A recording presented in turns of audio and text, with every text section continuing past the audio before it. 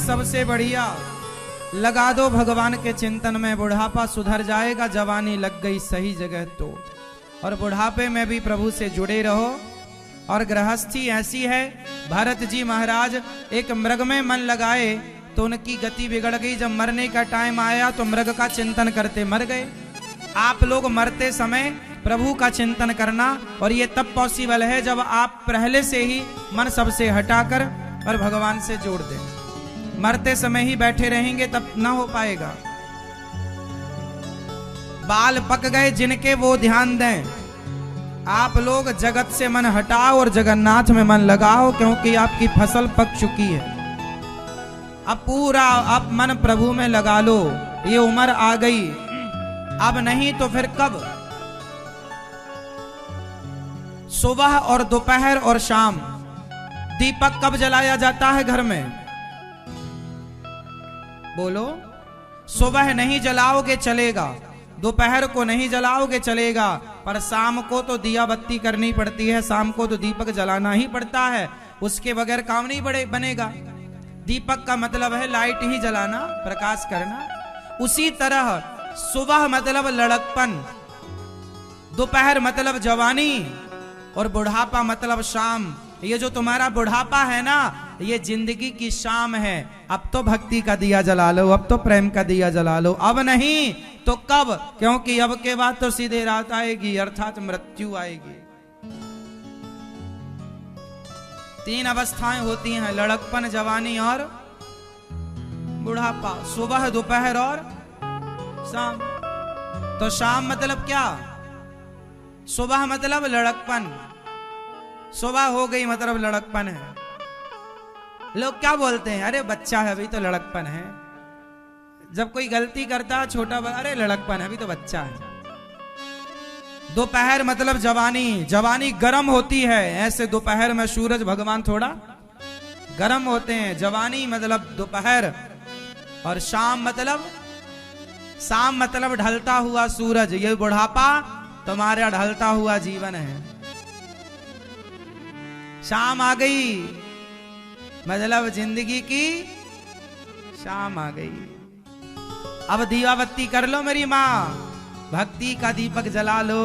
अब मन हटा लो सबसे और केवल श्रीमन नारायण नारायण जपो, ताकि मरते समय प्रभु याद आए, परिवार याद ना आए, वरना गति बिगड़ जाएगी आपकी।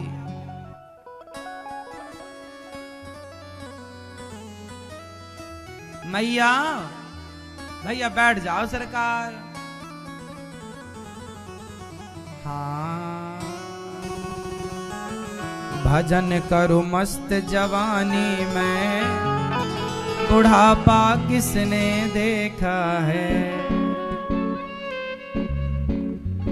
बुढ़ापे की समस्याएं बड़ी विचित्र हैं।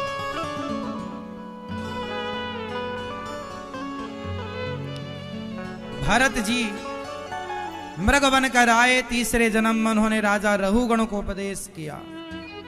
राजा रहुगण को भरत जी ने दिव्य उपदेश किया। उपदेश कौन सा? आत्मा और परमात्मा का। नायम देहो। भरत जी ने कहा, त्वयोदितम व्यक्तम अविप्रलब्धम भरतो समय स्याद्यदि वीर भारः गंतुर यदि स्यादधिगम मध्वा पीवेति रासौ न विदाम प्रवादः। हम कौन हैं? आप बताइए, आप कौन हैं? आप शरीर हैं या आत्मा हैं? उत्तर दो। आप कौन? मैया आप कौन हो मेरी माँ? आप शरीर हो या आत्मा हो? आत्मा। मैया आप कौन है? आत्मा। मैया आप बताओ, शरीर हो कि आत्मा हो? शरीर। आप बताओ आप कौन हो, शरीर हो कि आत्मा हो? आप मैया? हाँ, आदि मानव? क्या आदि मानव? आदि मानव तो बहुत पहले होते थे। मैया आप कौन हो? शरीर हो कि आत्मा हो कि आदि मानव हो? आप कौन हो? आत्मा। और आप? आदि मानव। हम कौन हैं? हमारा शरीर देखो चिता पर जल जाएगा, बोलो हां। हमारा शरीर एक दिन कहां जलेगा? चिता पर जल जाएगा, हां या ना? अच्छा ये बताओ कि जब आपका शरीर चिता पर जल जाएगा तो स्वर्ग और नरक कौन जाएगा? फिर पाप और पुण्य का फल कौन भोगेगा? उत्तर दो जोर से। आत्मा। आत्मा तो सुख दुख भोगती ही नहीं है। आत्मा को गीता में कहा गया है ना इससे सुख होता ना दुख होता। आत्मा को थोड़ी सुख दुख होता है। ना आत्मा को कोई मार सकता है, ना आत्मा जन्म लेती है ना मरती है। तो बताओ फिर आत्मा सुख दुख से परे है और शरीर हमारा सबका यहीं जलेगा। तो ये जो हमने पाप किया पुण्य किया ये भोगेगा कौन? पाप और पुण्य का फल कौन?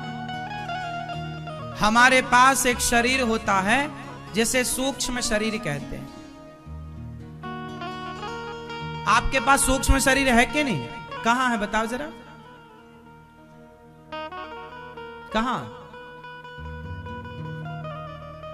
आत्मा में नहीं, सूक्ष्म शरीर आत्मा में नहीं होता। भैया सूक्ष्म शरीर है आपके पास तो कहां है? बताओ मेरी मां, मैया।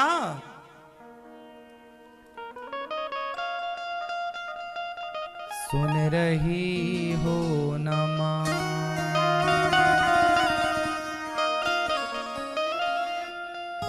या पंचायत कर रही हो मां, या आदि मानव के पास बैठी हो मां।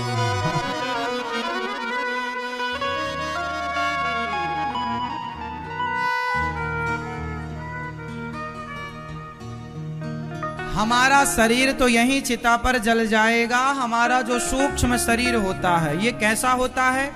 आओ हम आपको बताएं कैसा होता है। आप लोग सपना देखते हो कि नहीं? बोलो हां। तो आपका शरीर तो बिस्तर पर सोया रहता है और आप सपना देखती हो। हरिद्वार चली गई हम सपने में, वृंदावन आ गई हम सपने में। तो आपका एक शरीर तो बिस्तर पर सोया था और एक शरीर सपना देख रहा था। तो आप ये बताओ आपके दो शरीर हो गए कि नहीं? एक बिस्तर पर सोया था और दूसरा सपना देख रहा था। तो स्वप्न देखने वाला जो शरीर था वो भी तो आपका ही शरीर था। अब ये बताओ कि उस समय जब आप सपना देख रहे थे तो शरीर कितने थे आपके? फास्ट उत्तर दो। उस समय कितने शरीर थे आपके? जोर से। अब ये बताओ उन दोनों में आत्मा किस शरीर में थी? जो बिस्तर पर सोया स्थूल शरीर वो, या जो सपना देख रहा सूक्ष्म शरीर वो? आत्मा उस समय किस शरीर में थी? सपना देखते हुए उस शरीर में या बिस्तर पर सोया हुआ उस शरीर में? जोर से। जो सपना देख रहा था बोलो। यदि सपना देखने वाले शरीर के साथ आपकी आत्मा भी निकल के हरिद्वार चली जाती तो आप मर नहीं जाते?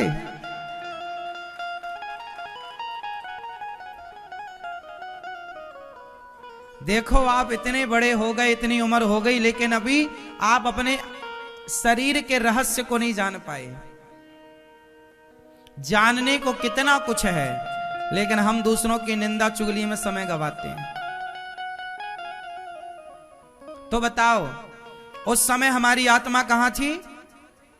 सोया हुआ शरीर में आत्मा थी, जिसे स्थूल शरीर कहते हैं। जो हमारा सूक्ष्म शरीर होता है उस शरीर को आत्मा की जरूरत नहीं पड़ती। वो बिना आत्मा के सुख दुख भोग रहा कि नहीं? सपने में आपको, आप हंसते भी हैं सपने में, आप रोते भी हैं सपने में, आपको सुख भी होता है सपने में और आपको दुख भी होता है। उसे आत्मा की जरूरत? एक्चुअल आप कौन है? आप वही सूक्ष्म शरीर हैं। आप कौन है? आत्मा तो परमात्मा का अंश है, ईश्वर में मिल जाएगी, काम पूरा हो गया उसका। आत्मा तो केवल एनर्जी देती है, आंखों को देखने की ताकत, कानों को सुनने की, पांव को, आत्मा निकल गई, शरीर डिब्बा है। आत्मा एक पावर देता है। जैसे आपके मोबाइल में नेटवर्क है, नेटवर्क आपके मोबाइल को एक्टिव कर देता है। आपके मोबाइल पे व्हाट्सएप है, फेसबुक है, यूट्यूब है, ये सब चीजों को क्या चाहिए? नेटवर्क चाहिए, इंटरनेट चाहिए। इंटरनेट क्या करता? सबको एनर्जी देता है, उसकी एनर्जी से सब लोग चलते हैं। अब व्हाट्सएप का काम अलग है, फेसबुक का काम अलग है, यूट्यूब का काम अलग है, लेकिन चलते ये तीनों एक एनर्जी से हैं, जिसे इंटरनेट कहते हैं। उसी प्रकार आंख का काम देखना, कान का काम सुनना, पांव का काम चलना, दिल का काम धड़कना, पर ये सारी चीजें चलती एक एनर्जी से। उस एक एनर्जी का नाम आत्मा। जैसे इंटरनेट से मोबाइल में सारे फंक्शन आजकल ऑनलाइन चलते हैं, उसी तरह आत्मा है तो शरीर की हर गतिविधि है। आत्मा निकल गई डिब्बा, नेटवर्क खत्म तो ना व्हाट्सएप चलेगा, ना फेसबुक चलेगा, ना यूट्यूब चलेगा, ना कुछ भी चलेगा। हाँ या ना?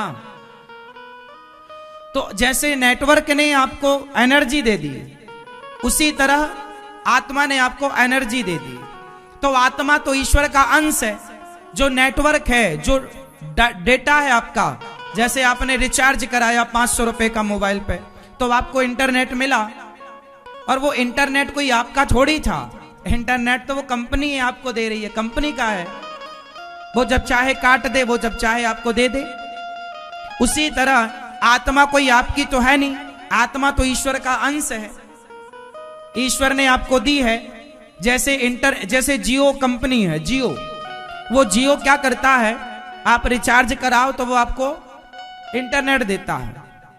तो इंटरनेट कोई आपका थोड़ी है, कंपनी आपको प्रोवाइड करा रही है, दे रही है, आप पैसों से खरीद रहे हैं।